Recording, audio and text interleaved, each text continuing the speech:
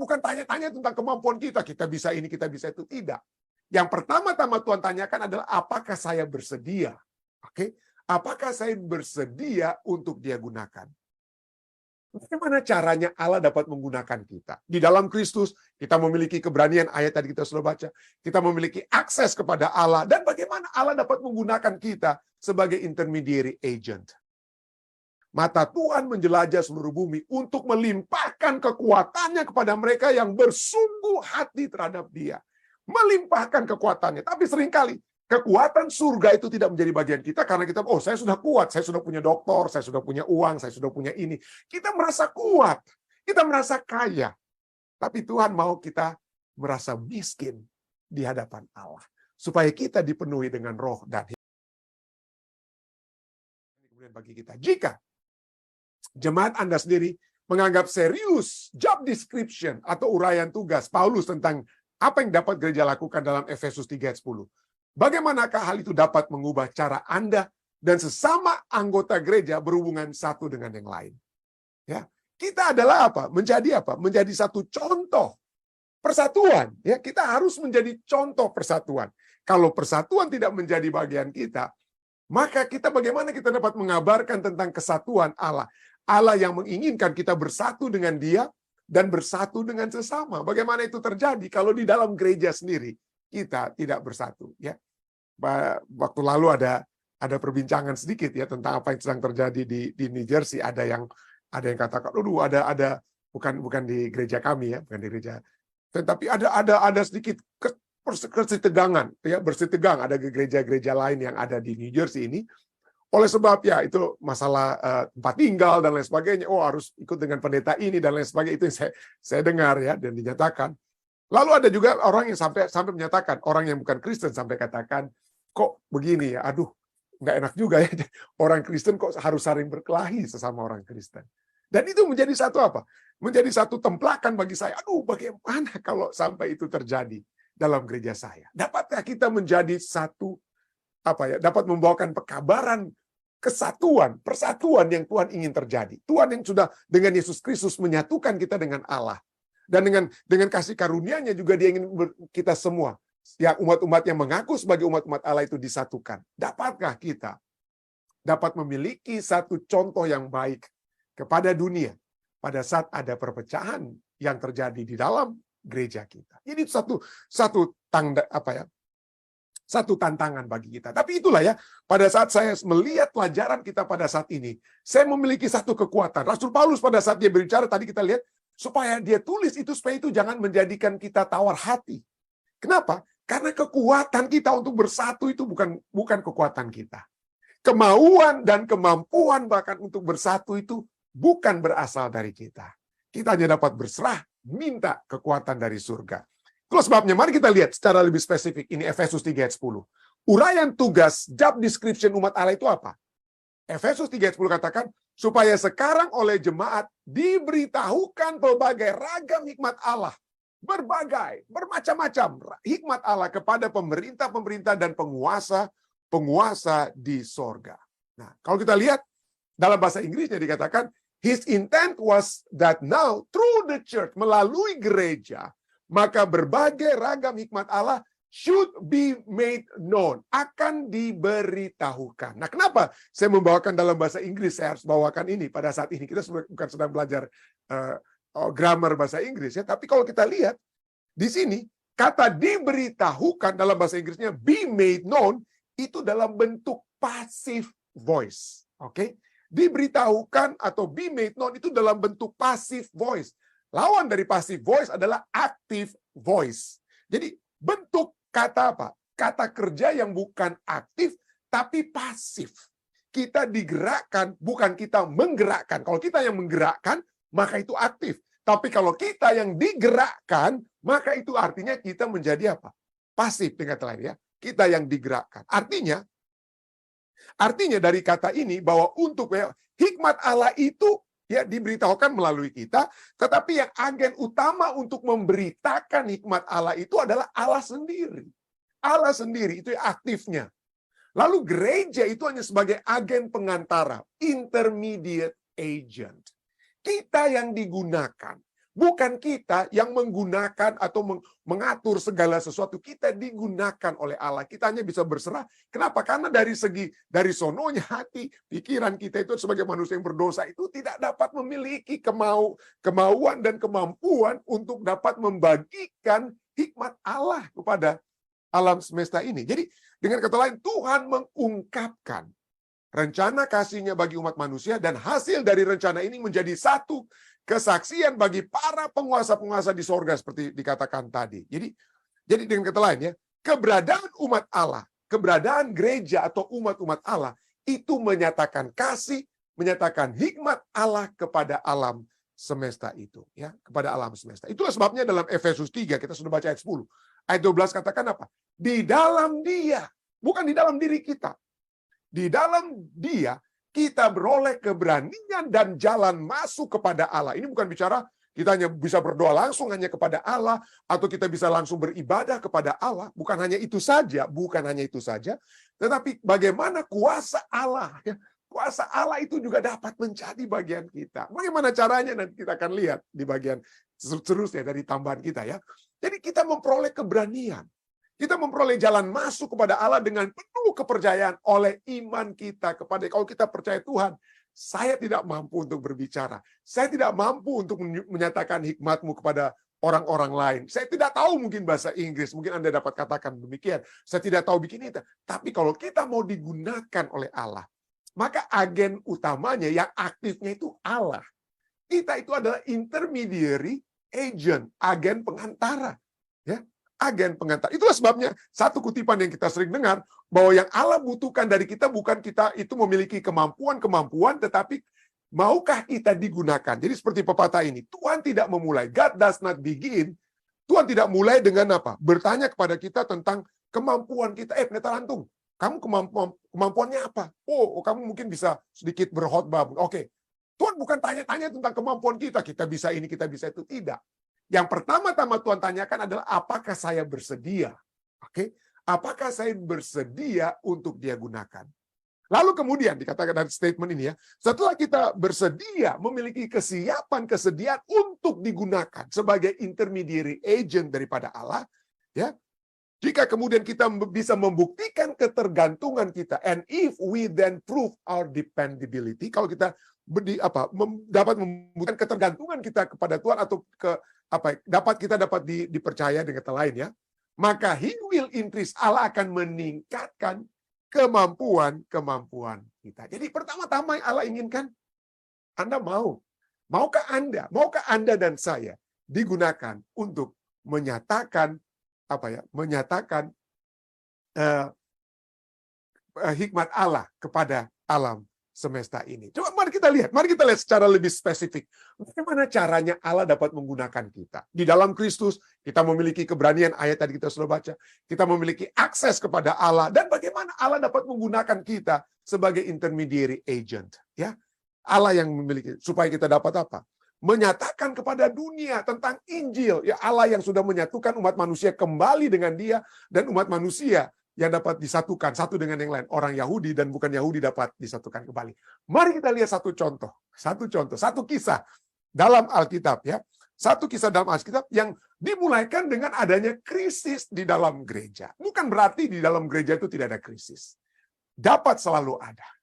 Dan seringkali itu berhubungan dengan uang ataupun hal-hal badani ya. Itu terjadi. Misalnya, saya pernah singgung ini, dan saya akan terus singgung lagi ya. Pada kisah 6 kita belajar ya.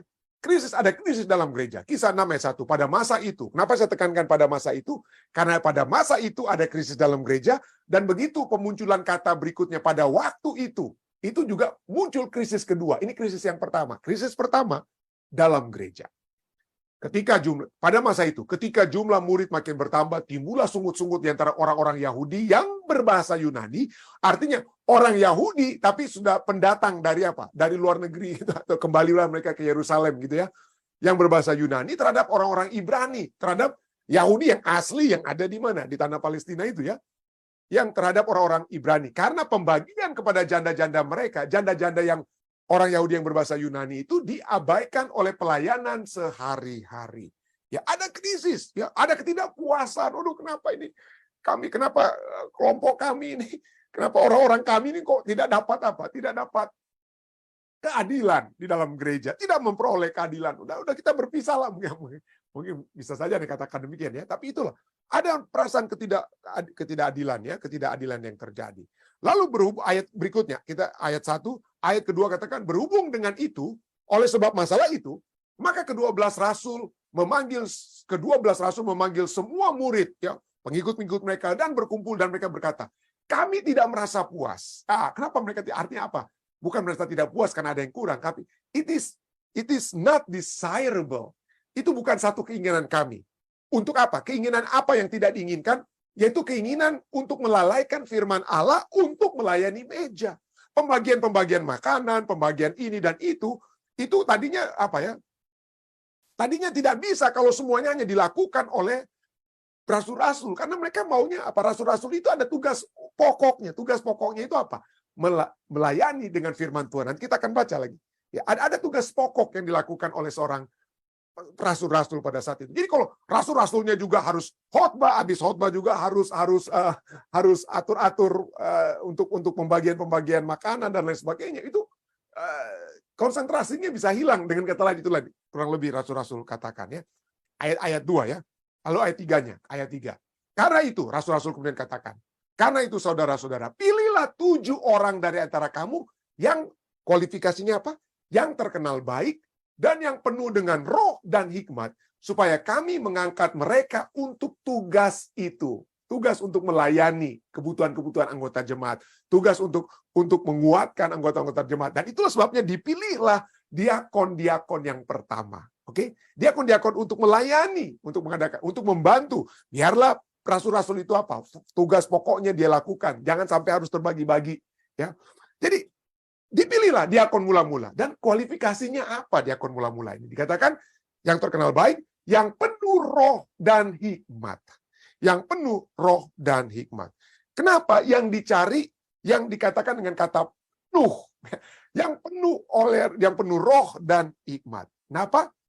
Karena kalau kita penuh dengan roh, kalau kita penuh dengan roh dan hikmat dari surga, dipenuhi dengan kekuatan surga, maka diri kita itu tidak ada apa-apanya. Diri kita itu kosong, karena penuhnya itu dari surga. Tapi kalau diri kita penuhnya dengan dunia, dengan keinginan-keinginan dunia, dengan kemauan-kemauan dunia, maka roh dan hikmat dari surga itu tidak ada tempatnya dalam kehidupan kita. Ya, dengan kata lain, mereka tidak penuh dengan diri mereka sendiri. Mereka telah mengosongkan dirinya. Mereka adalah orang-orang yang firman Tuhan Yesus katakan apa? Yang miskin di hadapan Allah. Yang seperti pengemis, tidak tahu, tidak bisa dapat apa-apa kalau tidak meminta dari seseorang.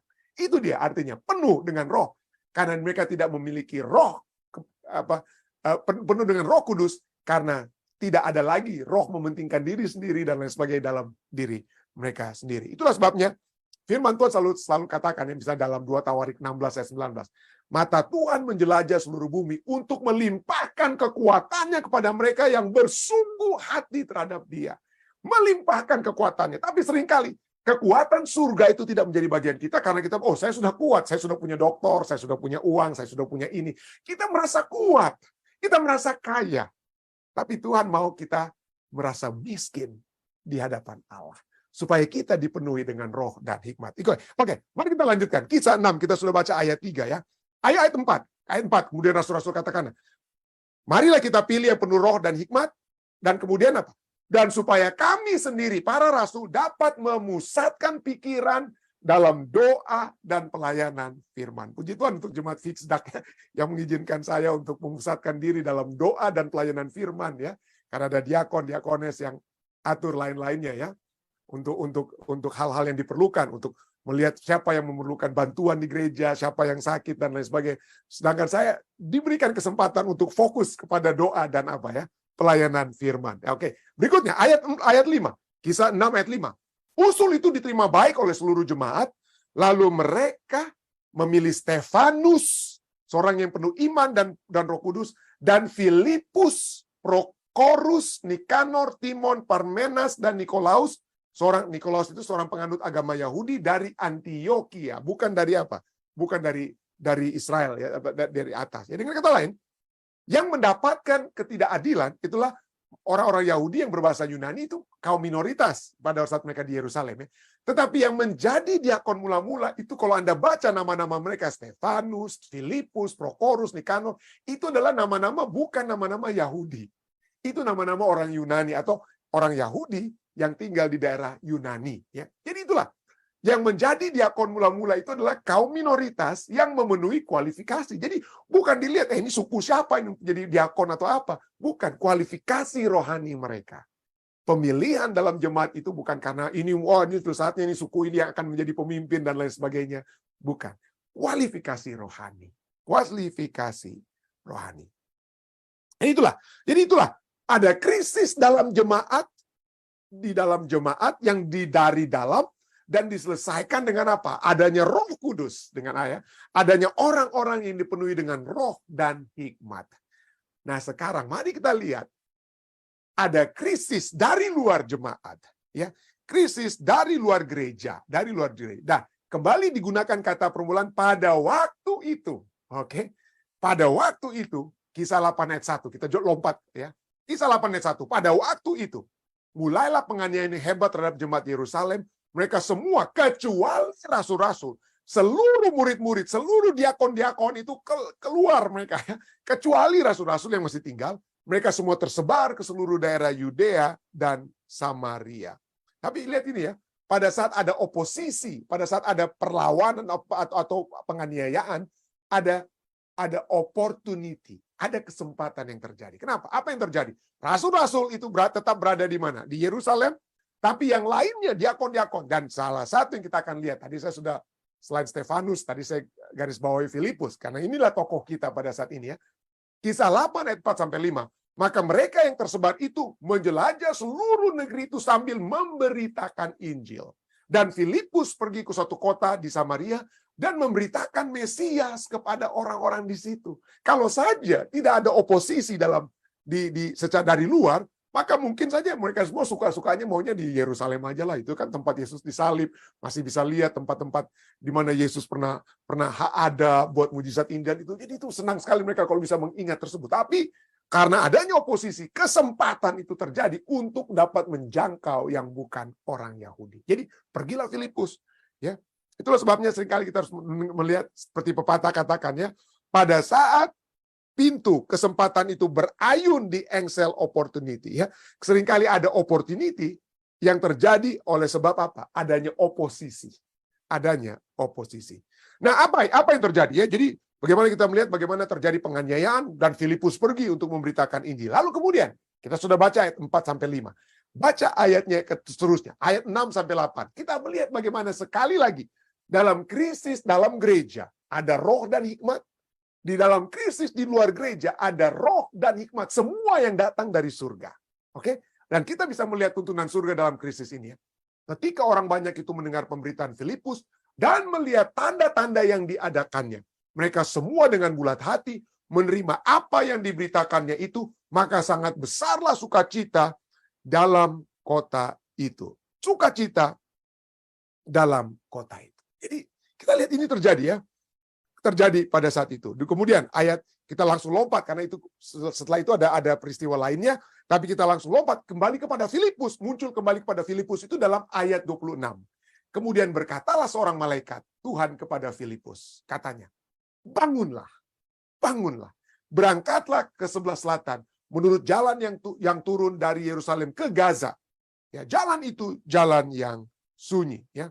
Jalan itu jalan yang sunyi. Sekali lagi, ya. Bagaimana kita bisa melihat aktif ya, agen aktif itu siapa? Surga.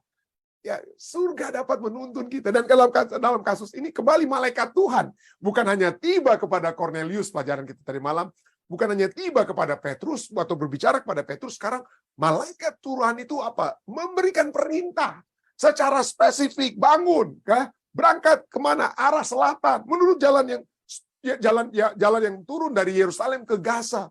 Jalan-jalan itu ya. Jadi dengan kata lain spesifik sekali petunjuk surga yang dapat diberikan ya. Kisah 8 ayat 26. Kemudian apa yang terjadi?